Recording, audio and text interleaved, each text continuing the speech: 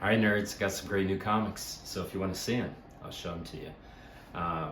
They're all over the place, mainly Marvel 70s this time, which is the comics that I love.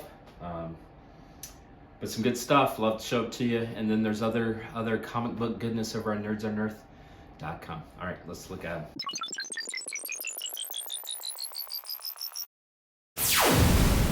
All right, let's start big. Let's start with some Ghost Rider 20 with a little cameo appearance by Daredevil. Karen Page has been kidnapped. Oh no. Can they rescue? All right, this is Ghost Rider 31. Now, here's Ghost Rider. Ghost Rider started out as sort of a weird Western. And so the original Ghost Rider was on horseback. And then in the 70s, Ghost Rider was reintroduced with a motorcycle, to kind of capture that, Harley Davidson craze that was going on. And that's the Ghost Rider we've stuck with because, people don't care about horses anymore, sadly. All right, now look at this. I mean, you have a bound woman being thrown off a cliff, Ghost Rider racing to save her. I mean, that is just fantastic. You just don't see covers like that anymore. I love it. So this is number 39, the issue right after. Oh no, look, the motorcycle in shambles. This is 40. Looks like a nuclear plant explosion. So in 1979, you got to think the Cold War was going on. Look at this. Uh-oh, this looks like one of those where Ghost Rider is wondering, he's having an existential crisis. Look at this. Now you gotta also remember in 1979 was Evel Knievel. And so that craze was big as well. And so the idea of a superhero on a motorcycle jumping over a semi made perfect sense at that time. All right, so Ghost Rider versus Johnny Blaze. What? That makes no sense. All right, number 44. Of Ghost Rider. Number 45. Motorcycle versus a plane. Who wins that one? And this one, this is kind of unkind. You shouldn't call people losers. That's harsh.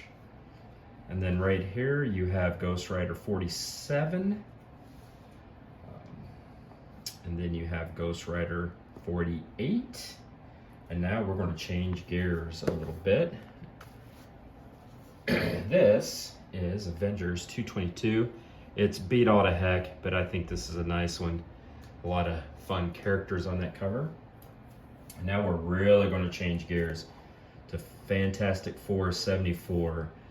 Just a classic cover, classic. So you have Galactus, you have the Silver Surfer, really good stuff.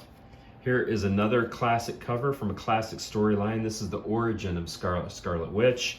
Obviously, the WandaVision show was super popular, and so this comic rose in popularity. But it is a wild tale. It is not like the comic is not like the television show, let's just say. Nick Fury Agent S.H.I.E.L.D. is one of my favorites because of Jim Steranko. So Nick Fury Agent S.H.I.E.L.D. was pretty much a James Bond comic. And in fact, it was so good that James Bond started ripping off the comic. So it's just really good stuff. Steranko was a legend in terms of an artist. He didn't have a prolific career, but what he did was just fantastic. And so anytime I can find a Steranko cover, I try to get that.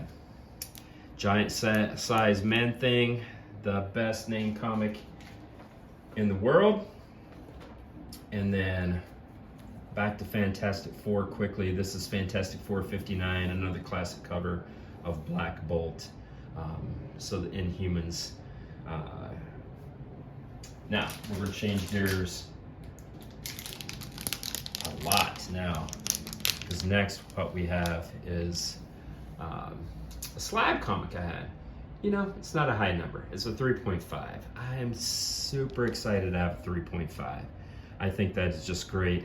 This is, I don't think this is the first appearance of, maybe this is the first appearance of Adam Warlock.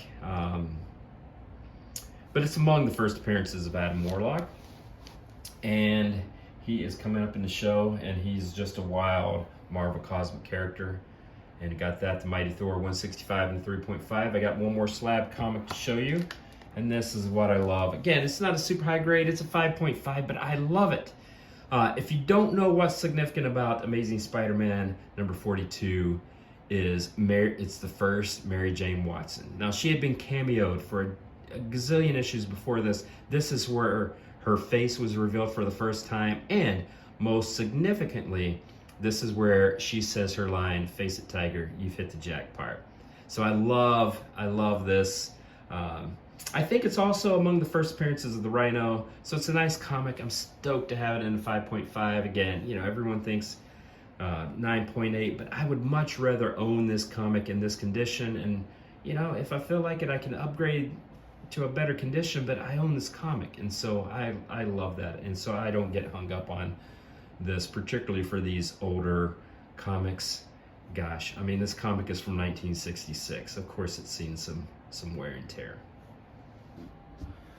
All right, nerds. Short stack this week, and that's okay. Some really good comics, and we'll be back with some more next week. So if you want to follow along, please do that. And you can always visit us at nerdsonearth.com. All right, take care, nerds. Bye.